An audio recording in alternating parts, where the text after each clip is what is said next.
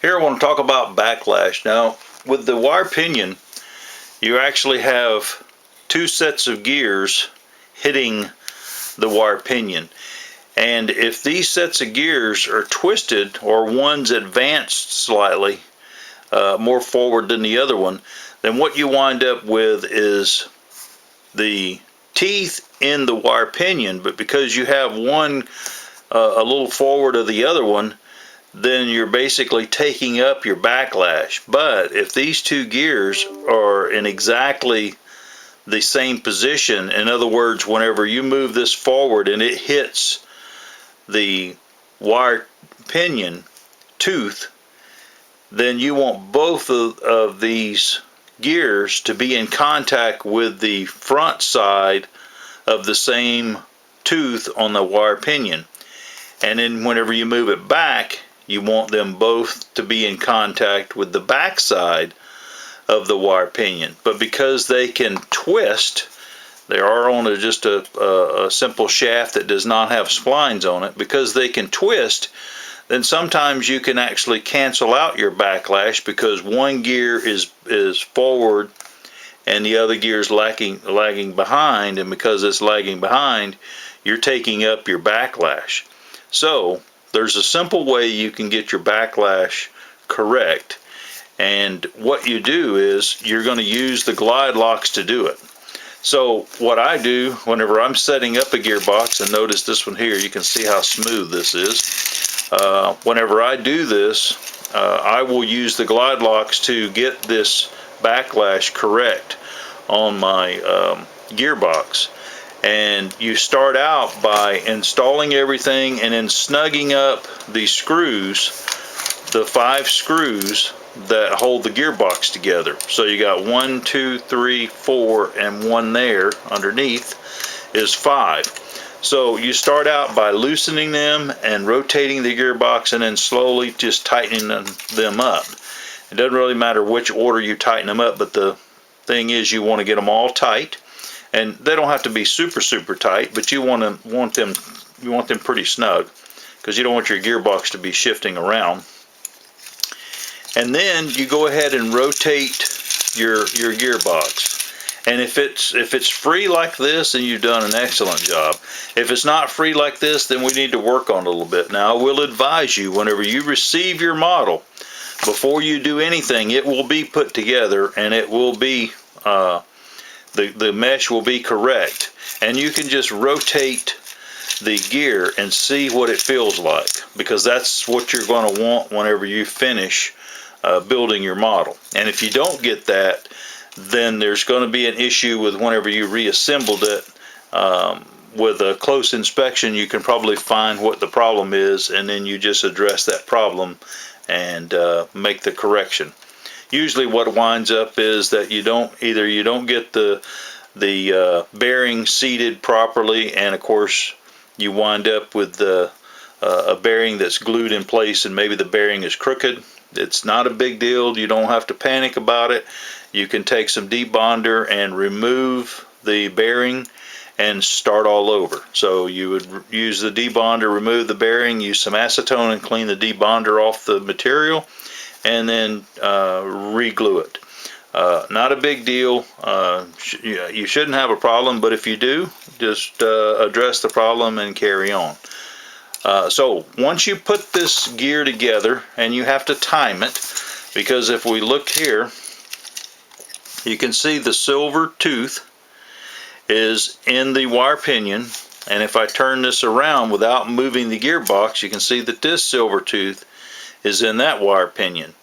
And that's the way it needs to be, because if you don't have this timed correctly, you're going to have one wing that's going to be up higher than the other on the upstroke, and on the downstroke you're going to have one wing that's lower than the other. So these two gears have to be riding on the same tooth on the wire pinion, that way they're in time.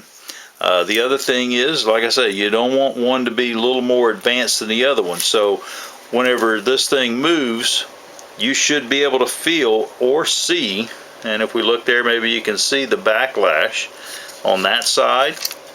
And I'm getting that by holding the wire pinion or the high-speed gear, and then just moving this big gear. And you can see that big gear, if my air conditioner wasn't running, you'd be able to hear it, but you can see that the backlash in that big gear. I'm going to be quiet here a minute, maybe you can hear it. That's just the backlash in the gear. And that's on that side. And then let's go just move it around and we'll see. That's on that side. So that's the backlash. Now, the backlash for this is already set. So if you get everything back together and it's straight, then you shouldn't have any problem other than the fact that you're going to have one gear maybe advanced over the other one. You can also adjust that by loosening one of the screws and then using the glide locks to help adjust the gear position. And what you do is take it and back it up so that it hits it. One of them is going to stop and the other one's going to advance forward a little bit. So what you can do is bump it a few times, because the screw's going to be loose. It's going to be pretty easy for it to move because it's going to be jerked to a stop, and of course momentum is going to carry that gear on around a little bit. But you just bump it a few times and then see if it's smoother. If it's not, well then maybe you need to hold up the glide lock that it's hitting on so that it misses this one and actually hits this one, and the other gear is going to hit it. So now this one here would be stopping. This one here could move forward. But if I let go of that one, you don't have to hold this one because this one's going to hit first. Whenever you do that, now this one is stopping and this one here can move forward. So depending on which gear is ahead, and you can actually look at the gears and tell. It's a little difficult because you got to look at one and then turn it around without moving it and then look at the other one. So you actually want to be able to have the same gap on both gears, and if you do, then you're going to get that play right there. And then for the motor pinion and mounting the motor, it's basically the same thing, except this time we have an adjustment that we have to make rather than having it fixed with the framework. So what I'm going to do is go ahead and mount the motor. Now whenever I mount the motor with the wires up. So I'm going to mount the motor like that. I'm going to put the couple of screws in it to hold it in position.